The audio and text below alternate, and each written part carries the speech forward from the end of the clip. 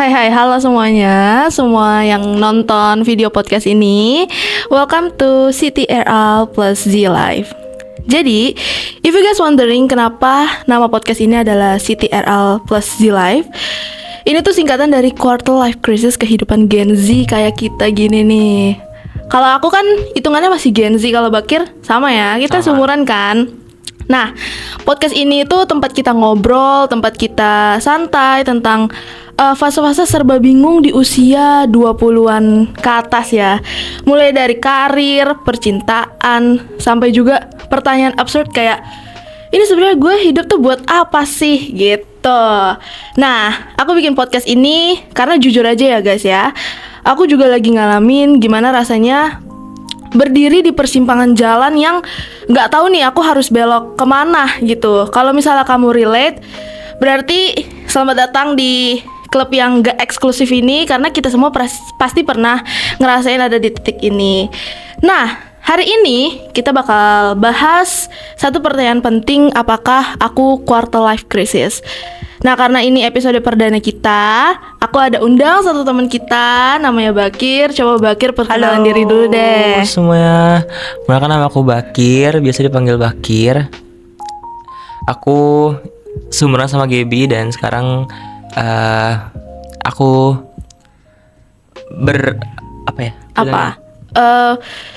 kesehariannya ngapain? Aku sebagai owner kecil-kecilan dan juga sebagai freelancer, admin organizer.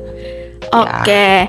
Nah, aku mau kasih tau nih ya ke teman-teman. Jadi Bakir yang aku kenal ini adalah sosok pekerja keras teman-teman. Dia udah ngalamin jatuh bangun di usia muda ya Bakir, jatuh bangun. Bisa dibilang seperti itu. Jadi dulu nih Bakir ini sempat kuliah teman-teman, satu kampus sama aku, satu kelas sama aku, dan tapi sayangnya Bakir harus berhenti karena satu dan lain hal. Nah, kalau misalnya aku di posisi Bakir, pasti aku bakal cukup lama untuk menerima keadaan itu ya. Tapi karena Bakir ini balik lagi ke sosok yang kuat ya, jadi dia tuh dikuat-kuatin sebenarnya. Dikuat-kuatin. Jadi dia bisa menerima kenyataan. Bahkan Bakir juga punya usaha cookies, usaha brownies nih. Nih cookiesnya nih teman-teman nih. Namanya Kimen. Ya. Nanti kalau teman-teman mau beli, boleh kabarin aku aja ya. Oke. Nih, ini coba sini. Aku juga bawa. Ya, ini adalah browniesnya Bakir. Jadi kalau misalnya teman-teman mau beli, boleh. Jadi Bakir jualannya dari harga berapa nih? Kalau untuk brownies start from 10 ribuan aja. Kalau untuk cookiesnya dari 8 ribuan aja. Murah banget. Murah banget. Dan itu soft cookies ya teman-teman? Iya, soft cookies, bukan cookies yang keras. Oke, kita langsung ini aja ya. Langsung ke obrolan kita yang tadi pertama. Hari ini kita bakal ngomongin tanda-tanda quarter life crisis ya. Aku bacain dulu beberapa tanda-tanda umum kalau misalnya kalian sedang menghadapi quarter life crisis. Jadi yang pertama, kalian merasa stuck sama arah hidup. Kalau misalnya aku mau nanya ke Bakir pernah ngerasain hal itu gak? Pernah sih. Coba boleh diceritain gak? Lebih tepatnya pas kalau ngerasa stuck itu di awal-awal lulus sekolah kali ya. Karena kan masih umur 17 dan bingung kan mau keluar dari jiwa yang kecil tapi harus bisa menjadi orang yang lebih dewasa lagi. Itu tuh susah banget. Jadi harus bener-bener milih jalan tuh harus yang bener-bener pelan-pelan banget, karena kalau misalkan sampai salah milih jalan tuh resikonya akan lebih jauh lagi gitu. Jadi itu sih yang bikin aku overthinking juga sebenarnya. Iya, aku juga pernah. Pasti kita semua pernah merasa stuck ya sama arah hidup ya. Kita nggak tahu ini dewasa ini maunya kayak gimana gitu ya. Pasti hidup susah. Iya. Terus uang pas-pasan itu pasti. Kita punya mimpi yang besar, tapi kadang kenyataan itu tidak bisa memadai apa yang kita inginkan. Benar. Gitu ya. Nah, terus yang kedua itu banding-bandingin diri sama orang lain. Nah, kalau misalnya aku sendiri, pasti aku pernah merasakan hal kayak gini. Kenapa temen aku bisa kayak gini, tapi kenapa aku enggak gitu. Kalau misalnya dari Bakir, pernah enggak di poin yang kedua ini? Jujur, kalau misalkan banding-bandingin jarang ya. Lebih kayak kalau misalnya ngeliat pencapaian temen sendiri gitu, pengen terpacu juga untuk bisa keren. Sama kayak mereka, atau mungkin lebih baik dari mereka gitu. I see. Nah, terus overthinking masa depan. Ini udah umum Ini banget umum ya banget sama kayaknya. Gen Z ya. Iya, kayak Gen Z ini kayaknya generasi overthinkingnya tuh parah ya. Bener banget. mulai dari yang penting sampai yang nggak penting itu pasti pernah di Dipikirin. overthinking sama Gen Z. Pasti kita semua pernah ngalamin overthinking masa depan ini ya. Kayak yang Banget. tadi di poin pertama, Iya. merasa stuck sama arah hidup itu pasti juga kita overthinking nih. Iya, untuk milih jalan tuh kita pasti Iya. mikir kayak gini bener nggak ya, kayak gini bener nggak ya gitu. Iya, itu pasti ada konsekuensinya masing-masing ya guys Benar. ya. Tergantung kalian ngejalaninnya kayak gimana, tergantung apakah kalian sudah memikirkan keputusan itu dengan matang-matang gitu. Nah, terus yang keempat, capek mental sama ekspektasi orang sekitar. Orang sekitar yang dimaksud ini mungkin keluarga ya. Iya, lingkungan. Iya, lingkungan. Apakah Bakir pernah merasa di fase ini? Kalau aku sih lebih ke bodo amat ya, karena emang jiwa Gen Z ini yang besar, jadi kayak orang mau ngomong apa kayak bodo amat gitu loh. Ini gue gitu. Kayak lo ngejalanin hidup gue nggak gitu. Kalau misalkan lo nggak ngejalanin hidup gue dan nggak kenal gue, ya udah nggak usah menaruh ekspektasi yang tinggi ke diri gue, karena ya gue sendiri ngejalanin hidup ya karena ekspektasi gue sendiri gitu. Jadi nggak mentingin ekspektasi orang sekitar gitu. Oke, ini keren banget ya guys ya. Karena jujur aja kalau misalnya kita capek mental sama ekspektasi orang Malah sekitar, nggak bisa jalan. iya, apalagi sama keluarga sendiri, dan itu tuh benar-benar berat banget loh teman-teman. Kita harus memenuhi ekspektasi orang tua yang bahkan kita sendiri nggak mau ngejalanin hal tersebut Iya. ya gitu. Bukan berarti harus ngelawan atau gimana, cuman Iya. lebih kayak ke pendem aja dulu gitu. Iya. Dan buktiin kalau misalkan apa yang kamu lakukan itu ternyata nggak sesuai nggak seburuk apa yang mereka pikirkan gitu. Betul. Nah, yang terakhir, pengen kabur dari rutinitas. Itu pernah banget. Pernah ya? Pernah banget. Gimana? Lebih kayak ke bosan aja sih sama comfort zone gitu loh. Jadi kayak pengen nantang diri aja gitu. Cuman mau nantang cuman takut, mau tetap di sini juga bosan dan nggak apa ya. Lebih kayak ke poin satu sih, kayak ngerasa stuck aja gitu loh Iya, hidupnya. Betul, pengen kabur dari rutinitas ini tuh sering banget ya. Bahkan kalau misalnya kita lihat dari hashtag yang waktu itu pernah booming, kabur aja dulu. Kabur aja dulu ya. Itu pasti kita semua pengen teman-teman. Benar. Cuman nggak ada duit. Balik lagi. Iya, karena udahlah ya, jalanin aja Jalanin gitu. aja. Selagi kita masih happy, masih ada orang-orang sekitar, Benar. itu dijalanin aja. Nah, kalau misalnya aku mau nanya ke Bakir, waktu Bakir harus berhenti kuliah pada saat itu, kira-kira apa yang Bakir pikirin pada saat itu ya? Karena mungkin udah ngerasain stuck dulu kali ya waktu sebelum kuliah. Jadi pas emang udah berpikir kayak kayaknya ini nggak bakal lama deh gitu. Karena juga ngelihat situasi dan kondisi sekitar juga nggak memungkinkan. Jadi ya udah, apa yang lagi dilakuin sekarang tuh dimanfaatin aja sebaik mungkin. Dan alhamdulillahnya ada jalan untuk dilaluin gitu.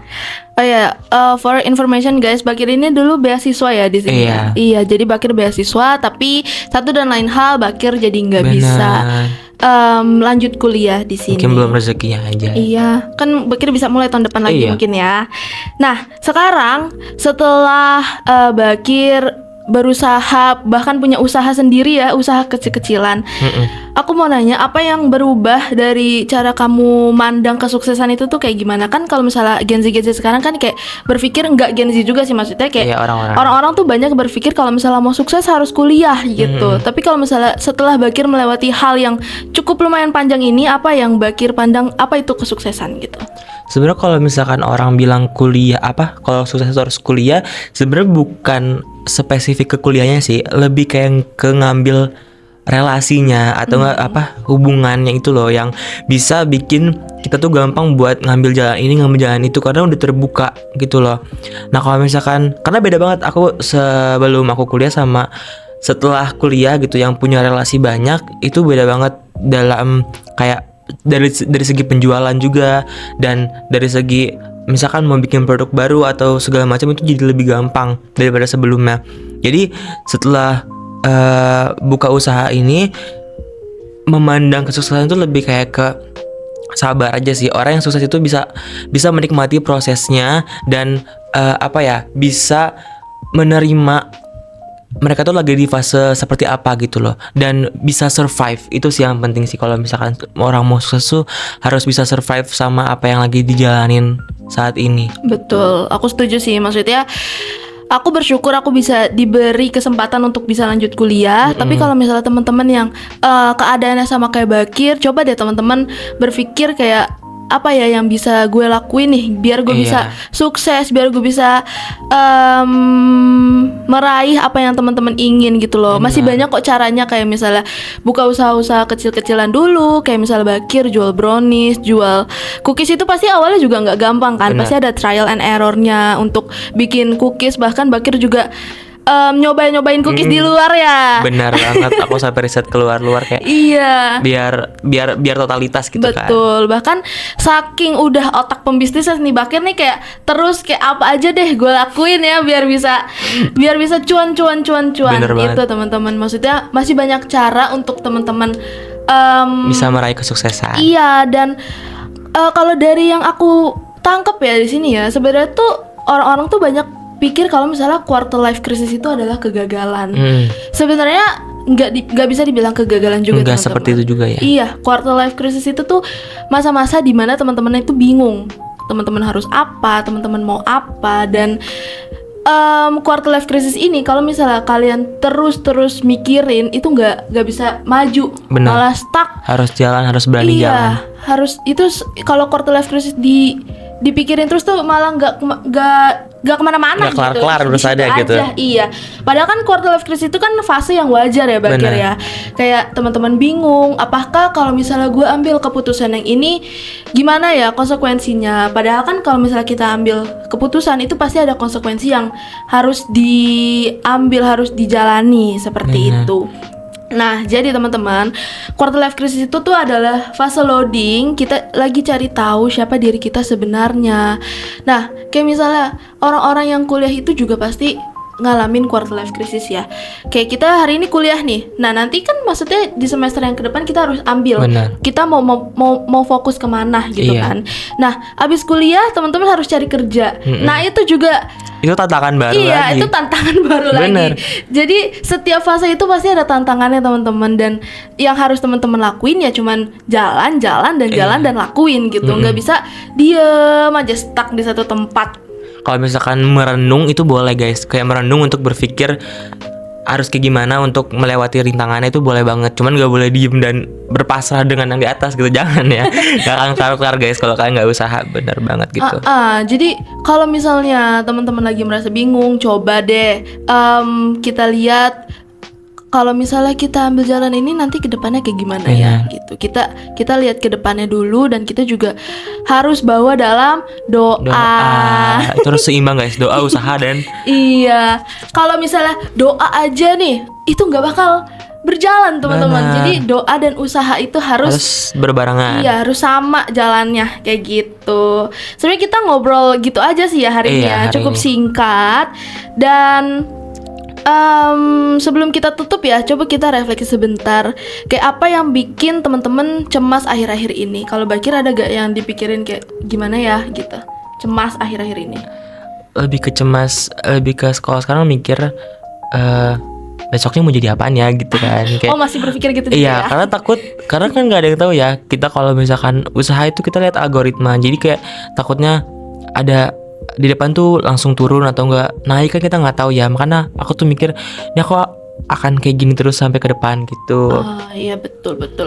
Aku juga sama sih, cemas akhir-akhir ini tuh udah kemakanan sehari-hari ya. Kayak aduh Tuhan, gimana ya kalau misalnya ternyata nanti kita gagal gitu. Iya. Tapi kan sebenarnya kan itu gak boleh kita pikirin untuk saat ini Iya ya, sih. karena kita kan belum tahu kita Belum kedepannya tahu. kayak gimana gitu. Nah, terus yang kedua, apa yang sebenarnya pengen kamu lakukan tanpa beban ekspektasi orang lain, Bakir? Apa ya? Nggak ada ya? Tadi kan Bakir kayak bodoh amat aja ya. Iya. Kayak ini hidup gue Cuman gitu. kalau emang itu merugikan orang lain, aku berusaha untuk kayak memperbaiki sih, biar orang itu tuh kayak, oh ternyata ada tindakan dari aku sendiri gitu, nggak dibiarin gitu sih. Oke. Tapi kita juga bisa ikutin cara Bakir sih ya, bodoh amat tentang pendapat orang lain di sekitar. Karena nggak melulu hidup tuh tentang orang lain. Anjay. Iya, Harus teman-teman. mikirin diri kita juga guys. Iya.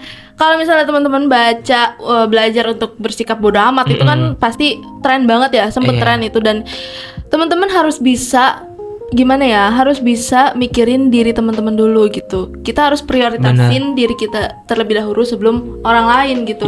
Karena ini hidup teman-teman ya, YOLO aja YOLO, you only live once teman-teman. Jadi hidup cuma sekali, jangan dibikin pusing gitu.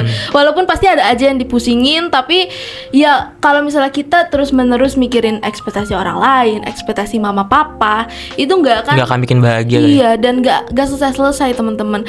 Kalian harus terus ngikut maunya orang, dan itu malah bikin teman-teman jadi nggak punya pendirian.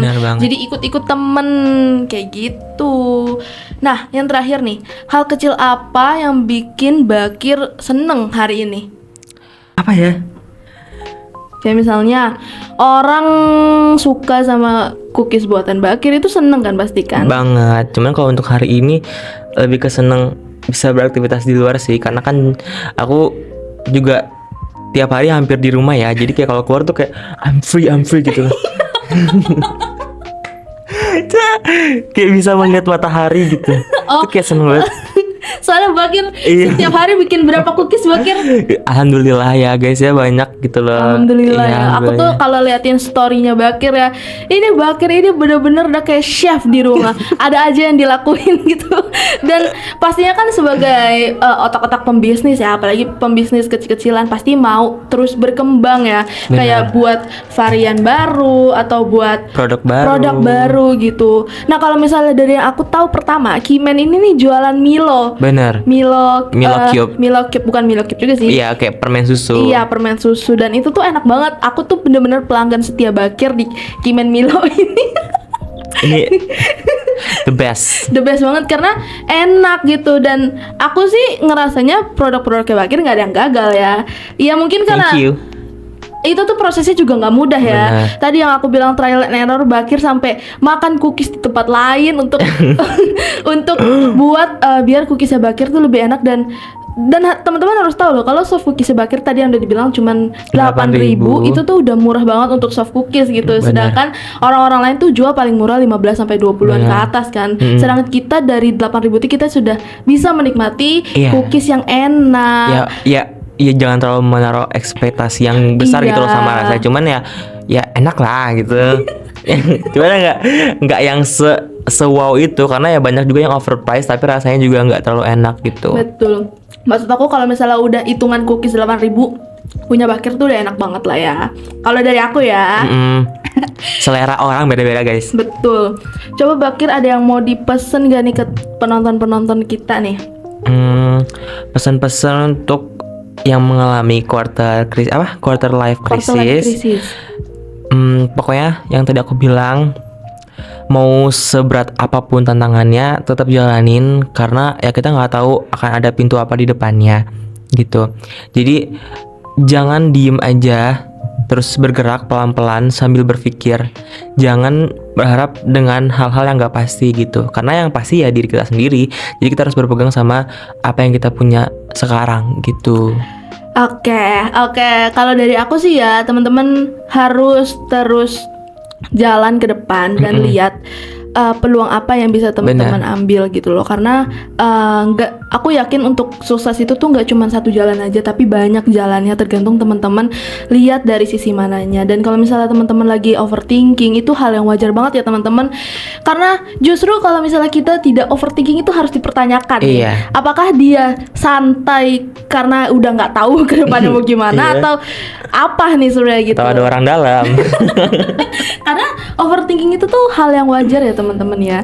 Tapi yang nggak wajar itu kalau misalnya overthinking tapi nggak gerak gitu, stuck di situ aja kayak diet yang besok-besok. Besok-besok kayak tetap makan. Aku lagi diet kok, tapi makan. Iya gitu. Nah, quarter life crisis ini tadi yang udah aku bilang, hal itu tuh wajar ya. Itu fase loading teman-teman. Teman-teman berpikir gimana jalannya, gimana cara suksesnya, dan balik lagi teman-teman ya harus jalanin aja gitu. Dan kita lihat masih banyak cara untuk sukses. Dan masih banyak juga kalau misalnya teman-teman lihat orang-orang yang bahkan tidak berkuliah itu malah lebih sukses loh dari kita Benar. yang kuliah ya. Dan mungkin Bakir juga berpikir hal demikian ya. Kalau Iya. misalnya sukses itu nggak harus kuliah gitu teman-teman. Nah buat teman-teman yang kuliah ini juga harus bersyukur loh teman-teman bisa kuliah, karena masih banyak loh teman-teman kita yang mau kuliah tapi nggak bisa gitu. Benar. Untuk teman-teman yang kuliah terus belajar terus upgrade diri biar teman-teman bisa, Manfaatin iya pokoknya manfaatin privilege untuk bisa kuliah iya, itu. betul. Oke, thank you banget Bakir udah mau Thank you juga, sharing hari Gaby. ini. Semoga ceritanya Bakir bisa bikin teman-teman gak ngerasa sendirian ya. Amin. Nah, kalau misalnya teman-teman relate sama obrolan kita atau teman-teman mau share, boleh banget share cerita kalian ya, boleh banget. DM aku, nanti aku taruh Instagramnya di sini. Editor, tolong editor. Saya kebetulan editornya Bakir. Mandiri ya. Iya, kan kita perintis ya, bukan Iya, bukan apa? bener. Bukan pewaris. Bukan pewaris, asik. Aduh. Oke, siapa tahu cerita teman-teman bisa kita angkat di episode selanjutnya. Dan juga jangan lupa follow podcast ini biar nggak ketinggalan episode berikutnya. Dan kita bakal bahas cara berdamai sama overthinking di usia 20-an. Dan mungkin kayaknya podcastnya bakal aku lanjutin nanti sama orang-orang yang gak kalah hebatnya. Terus sampai jumpa, dan ingat kalau misalnya semua orang itu pernah patah arah ya teman-teman. Tergantung dari kamunya mau terus maju atau nyerah dan stuck jalan di tempat. Gue Gaby, Gue Bakir. pamit undur diri. Ciao. Ciao. Bye. Wah, gila, gue gak nyangka sih.